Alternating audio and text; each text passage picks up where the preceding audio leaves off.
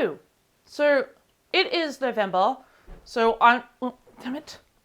So I'm just going to quickly do my couple of intros for my November vlogs because I am going to be working pretty frequently throughout November and December. So that's why I won't forget to do an intro. Anyway, so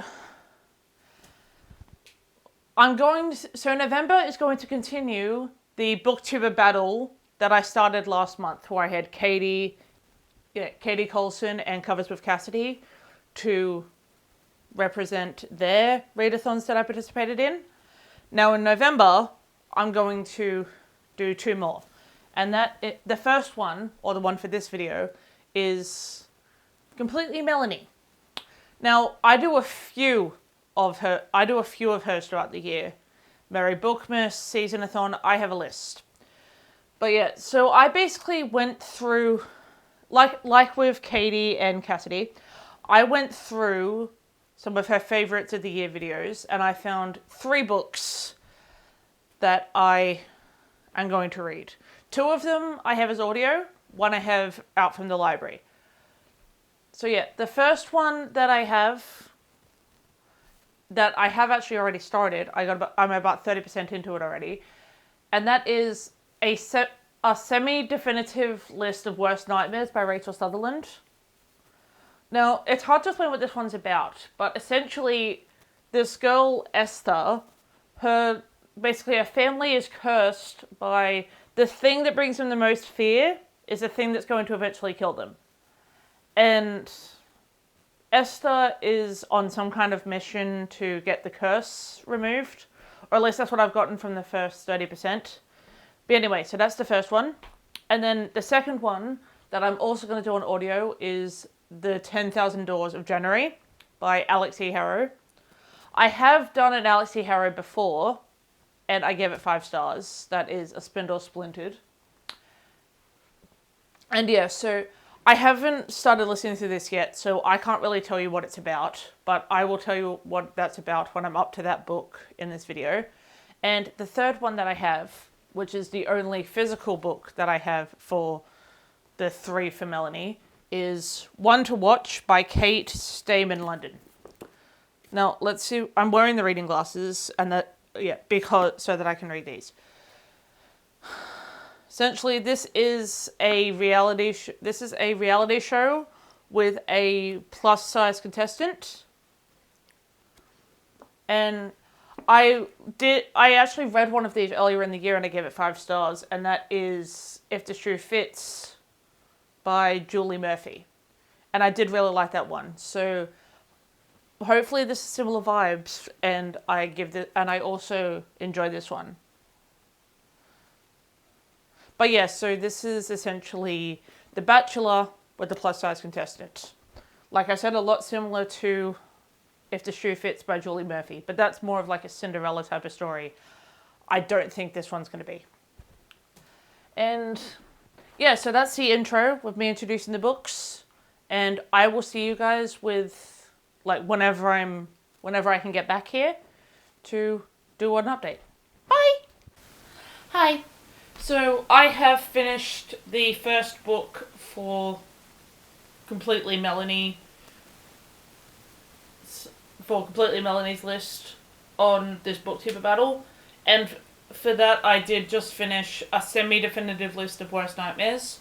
Now, this book, if I had read it when I was the young adult they were aiming for, this 100% would have been a 4.5 or a 5 star. I like what they were going for, but I still can't give it more than a 3.5. I think I'm just a bit too old for this book now. But yeah, I did quite enjoy this one, but I can't give it more than a 3.5. And yeah, so essentially, I already said kind of what this was about in the intro, but yeah, Esther and her family are, or she believes they're cursed by death, and like their number one fear on their worst nightmares is going to take them out. But it later goes into, is the curse actually real, or is this all just in Esther's head?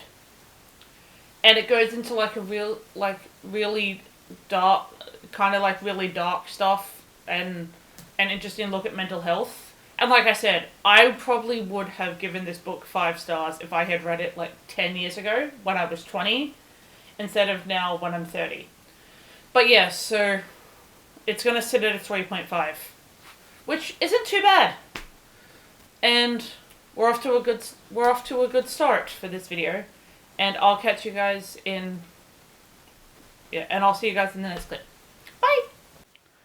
Okay, and I have finished book number 2 for Melody's favorites, which is The 10,000 Doors of January. I would have given you an update at some point during it, but I couldn't actually tell what was going on for like 3/4 of this book. And by the time I understood what was going on, I figured I might as well just finish and then just give you a spoiler review at the end.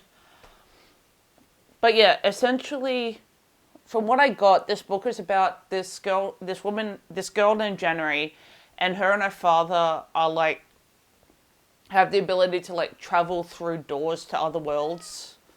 And, oh, hello. Oh, hello. Yeah, I'll be with you in a second. Mummy's talking. She's probably wondering who I'm talking to.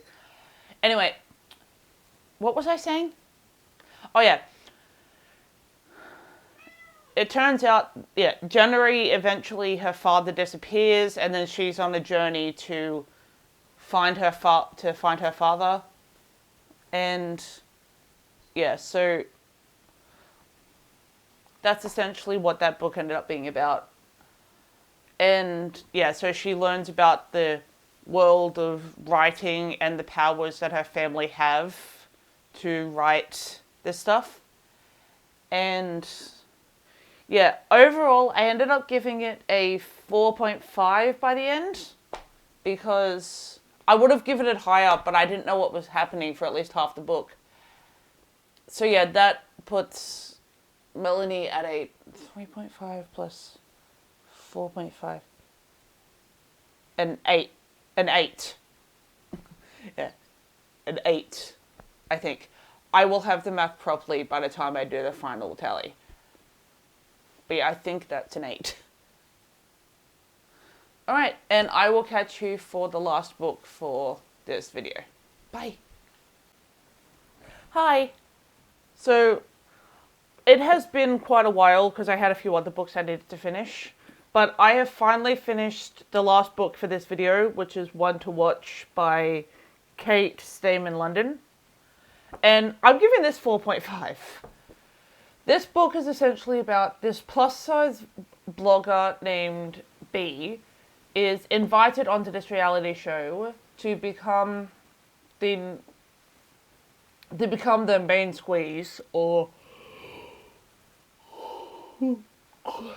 Sorry. Yeah, to become the next main squeeze, who's vying for the attention of like, I don't remember how many guys. Yeah, but essentially it's kind of like a Bachelor style reality show with B as the main character, or as the Bachelorette.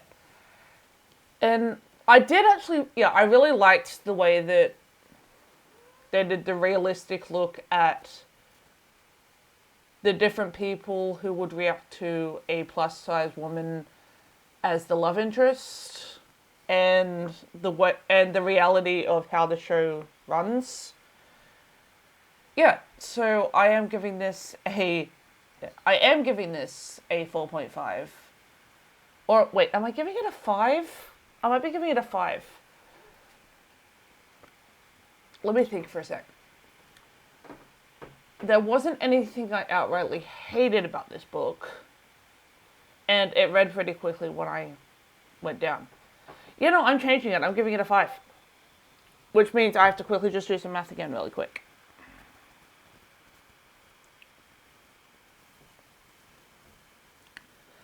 Yep, cool. So, yeah. So I'm giving this a 5, which brings the leaderboard up to... Yeah, which brings Melanie's score on the leaderboard to 13 out of 15, which puts her into first place, just above Katie.